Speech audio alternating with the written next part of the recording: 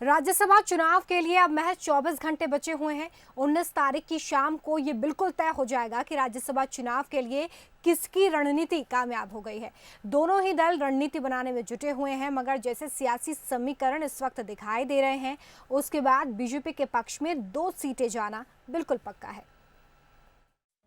रामबाई, संजू कुशवाहा, राजेश शुक्ला, सुरेंद्र सिंह शेरा, विक्रम राणा, ये 5 विधायक जब बीजेपी के डिनर पर नजर आए तो तय हो गया कि बीजेपी बड़ी ही आसानी से दोनों सीटें जीत रही है। इनके समर्थन के बाद अब बीजेपी के विधायकों की संख्या हो चुकी है 114।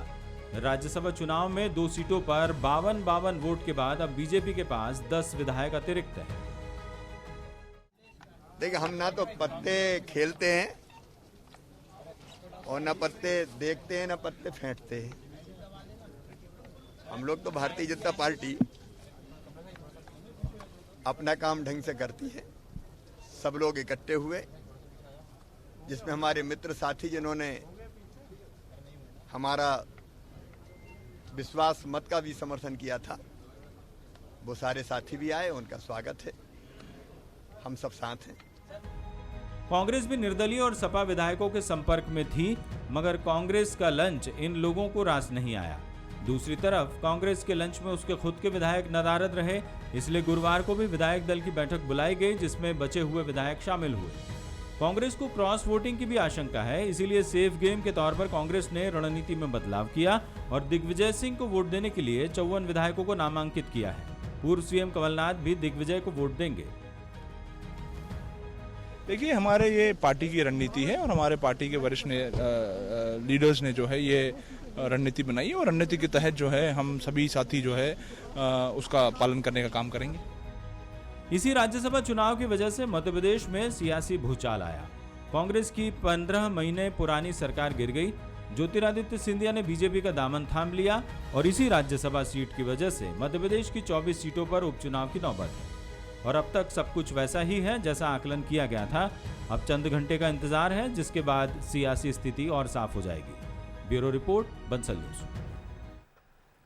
और इस बीच भोपाल से एक बड़ी खबर मिल रही है, जहां पर कांग्रेस विधायक दल की बैठक खत्म हो गई है। बैठक में राज्यसभा चुनाव के मतदान के लिए रणनीति तैयार की गई है। दिग्विजय सिंह के पक्ष में मतदान 54 विधायक करेंगे, यह तय हुआ है। एसपी, बीएसपी, निर्दलीय विधायकों से संपर्क करने की बात भी सामने आई है। निर्दलीय और अन्य दलों के विधायक इस बैठक में नहीं पहुंचे। तो देखिए, रणनीति तैयार की जा रही है और अब कल वोटिंग होनी है, जिसके बाद ये फैसला हो जाएगा। एक बार फिर से हम चर्चा का रुख कर रहे हैं। अजय सिंह यादव जी, जिस तरीके से 54 विधायक तय किए गए हैं, नामांकित किए गए हैं, जो दिग्विजय सिंह को वोट करेंगे, इसकी क्या वजह माने हम सर, क्या वजह है इसके पीछे? देखिए रोमिता जी, राज्यसभा चुनाव के लिए कांग्रेस पार्टी अपनी रणनीति बना रही है। हमारे पास 12 विधायक खुद के हैं और एक सीट के जीतने के लिए 52 विधायकों की आवश्यकता है।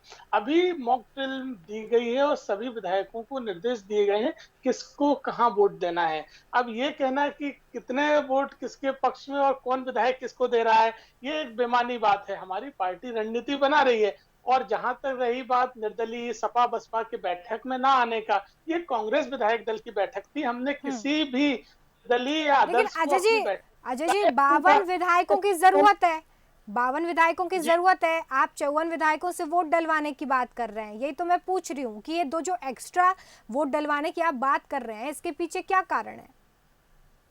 देखिए रोमिता जी, ये तो खबरें बाहर आ रही है कि 54 विधायकों से बोला जा रहा है। हम तो प्रयास कर रहे हैं कि हमारे दोनों उम्मीदवारों को 52 वोट मिले। अभी हम मैदान में हैं और हमें पूरी उम्मीद है कि भारतीय जनता पार्टी में जिस तरह की स्थिति है उसका लाभ कांग्रेस को मिलेगा। बरैया जी भी चुनाव जीतेंगे। आपको स्पष्ट दिखता है, भाजपा के 107 विधायक हैं, उनको 104 विधायक चाहिए 2 सीटों के लिए। फिर क्यों सपा बसपा आदर्श को अपने खेमे में लेने की कोशिश कर रहे हैं? इससे स्पष्ट प्रतीत होता है कि कहीं ना कहीं कुछ ऐसी गुंजाइश है भारतीय जनता पार्टी के अंदर। राजपाल जी से जवाब ले लेते हैं। राजपाल जी, यहाँ पर तो 2 सीटें जीतने का दावा कर जा रहा है कांग्रेस की तरफ से कि 2 सीटें हम तो जीत लेंगे, जिस तरह की स्थिति बीजेपी में बनी हुई है। जरा बताइए कौन सी वो स्थितियां हैं जिससे आप एक और सीट खो देंगे? 24 मार्च को जब सदन के अंदर माननीय मुख्यमंत्री जी ने विश्वास मत अर्जित किया था, उस दिन जो लोग हमारे साथ थे वो राज्यसभा के चुनाव में भी हमारे साथ थे, हमारे साथ में भारतीय जनता पार्टी के अलावा चारों निर्दलीय है, सपा बसपा और तमाम वो साथी है जिन्होंने उस दिन सदन में आकर हाथ खड़ा करके माननीय मुख्यमंत्री जी को समर्थन किया था। ठीक है। जहां तक कांग्रेस रणनीति बना रही है तो वो रणनीति उनको इसलिए बनाना पड़ रही है कि उनके पेट में पाप है। वह जो द्वितीय स्थान पर बरैया जी है, दलित दोयम दर्जे का व्यवहार जो दलित नेता के साथ हो रहे हैं और उनको जब डिपिट देना है तो उनको डिपिट देने के लिए इस प्रकार की रणनीति बना रहे हैं। हमने ऐसा नहीं किया है। हमने दो लोगों को, जो हमारे उम्मीदवार है वे दोनों लोग हमारे जो है सदन में, उच्च सदन में, राज्यसभा में पहुंचेंगे। ये तो कांग्रेस रणनीति इसलिए बना रही कि वो खुद उसके चक्रव्यूह में घिर गई है। कांग्रेस के नेता आपस में परस्पर एक दूसरे पे भरोसा नहीं कर पा रहे हैं। जरा ये बताइए कि जिस रणनीति पर इस वक्त कांग्रेस काम कर रही है, वो 54 विधायकों से वोट डलवाने की बात कर रही है, क्या कांग्रेस को क्रॉस वोटिंग की आशंका है? वो ये सोच रही है।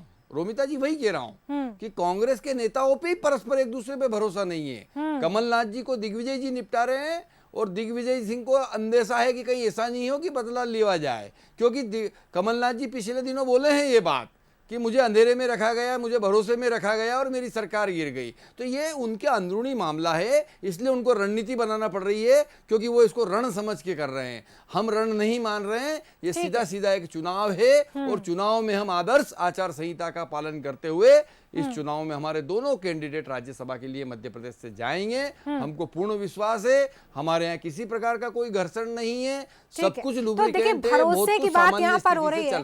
और विधायक दल की जो बैठक हुई है उसमें लक्ष्मण सिंह भी पहुंचे, वो कुछ देर रुके और फिर वहां से निकल गए। अब इसके भी कई मायने निकाले जा रहे हैं इस वक्त। इस दौरान केपी सिंह ने इस पूरे मसले पर जरा सफाई दी, सुनिए क्या कह रहे हैं।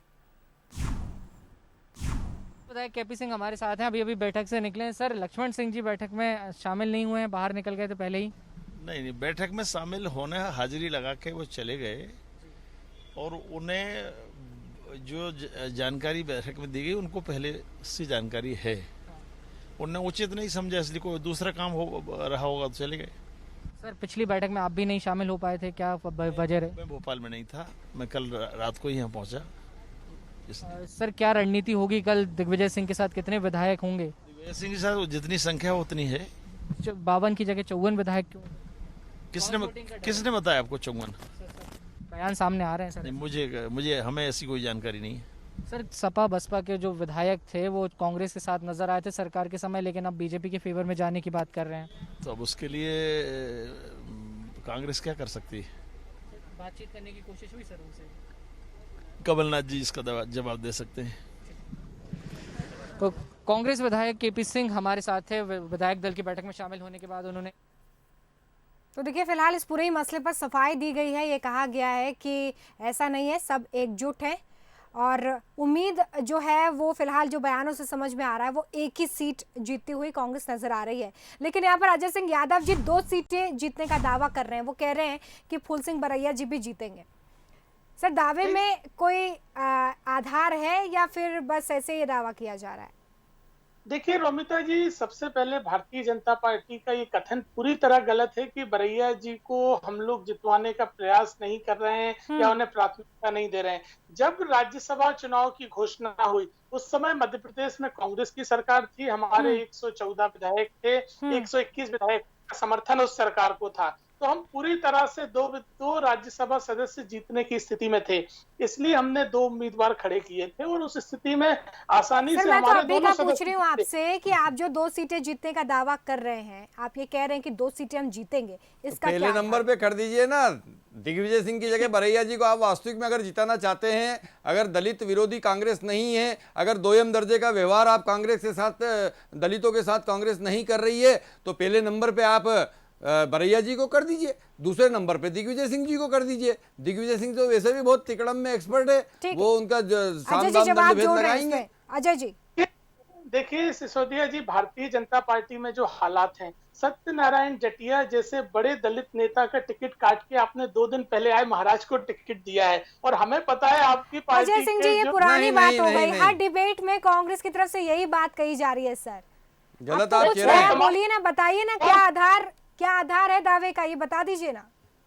देखिए रोमिता जी, मैंने आपसे स्पष्ट कहा, भारतीय जनता पार्टी ने सत्ता प्राप्ति और राज्यसभा की 2 सीटों के लिए ही तो 22 विधायकों की खरीद फरोख्त करी, जिसकी वजह से ये स्थिति बनी। उसके बाद भी हमें उम्मीद है कि भारतीय जनता पार्टी के अंदर सिंधिया खरीद जी का फरोख्त जो शब्द विरोध से है, मेरा आपत्ति है, वो आपको और आपकी सरकार को और आपकी नीतियों को लात मार के आपको छोड़ के आए हैं। खरीद फरोख्त शब्द अगर आप बोल रहे हैं तो साबित करने का कष्ट करें। इसे किसी को नहीं बोला जा सकता। वो लोग आपको छोड़ के आए हैं, आपके पद को लात मार के आए हैं, आपके मुख्यमंत्री के कैबिनेट को झूठ छोड़ के आए हैं। वो आपको और आपकी नीतियों को तिलांजलि दे के आए हैं और उनका हमने स्वागत किया है। आप ठीक है, इस प्रकार ठीक है। से राजपाल जी, आखिरी अपनी सवाल मेरा नाकामी को आपसे। किसी के ऊपर इस तरीके से नहीं राजपाल जी, थोप आखिरी सकते। सवाल है मेरा आपसे। 2 सीटें जीत रही है बीजेपी। जी हाँ, हम करके भारतीय जनता पार्टी के हमारे दोनों नेता आदरणीय ज्योतिरादित्य सिंधिया जी और श्री सुमेर सिंह सोलंकी जी दोनों राज्यसभा में कल वोटिंग के बाद में आप देखेंगे कि वह पहुंचेंगे। हमारी जीत सुनिश्चित है। दोनों सीट पर भारतीय जनता पार्टी के सदस्य राज्यसभा के सांसद निर्वाचित होकर मध्य प्रदेश का प्रतिनिधित्व दिल्ली में जाकर करने वाले हैं।